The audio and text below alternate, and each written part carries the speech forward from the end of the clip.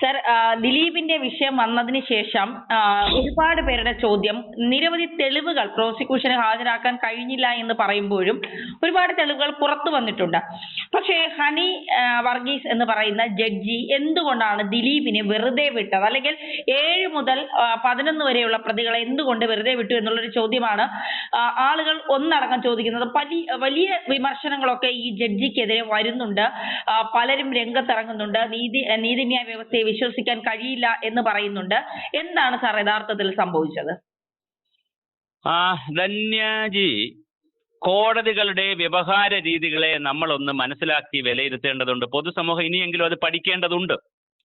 അതായത് വളരെ പ്രധാനപ്പെട്ട ഒരു കാര്യം, ജാനകി വേഴ്സസ് സ്റ്റേറ്റ് ഓഫ് കേരളയിൽ എന്ന സിനിമയിൽ, JSK എന്ന സിനിമയിൽ സുരേഷ് ഗോപി വക്കീലായ മകളോട് പറയുന്ന ഒരു സെന്റൻസ് ഉണ്ട്.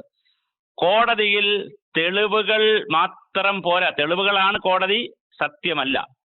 ഇനി തെളിവുകൾ മാത്രം പോരാ. തെളിവുകളെ അവിടെ കേസ് കേട്ടുകൊണ്ടിരിക്കുന്ന ജഡ്ജിക്കും ഓപ്പൺ കോർട്ടാണെങ്കിൽ ബാക്കിയുള്ളവർക്കും യുക്തിപരമാണെന്ന് കണക്ട് ചെയ്യാൻ പറ്റണം. തെളിവുകൾ ഉണ്ടായതുകൊണ്ട് മാത്രം കാര്യമില്ല. എടുക്കുന്ന തെളിവുകൾ കണക്ട് ചെയ്യാൻ പറ്റണം. വളരെ കൃത്യമായി പ്രതി എന്ന് ആരോപിക്കപ്പെടുന്നവരിൽ കണക്ട് ചെയ്യാൻ പറ്റണം. അങ്ങനെ കണക്ട് ചെയ്താലേ ഈ കേസ് വരികയുള്ളൂ.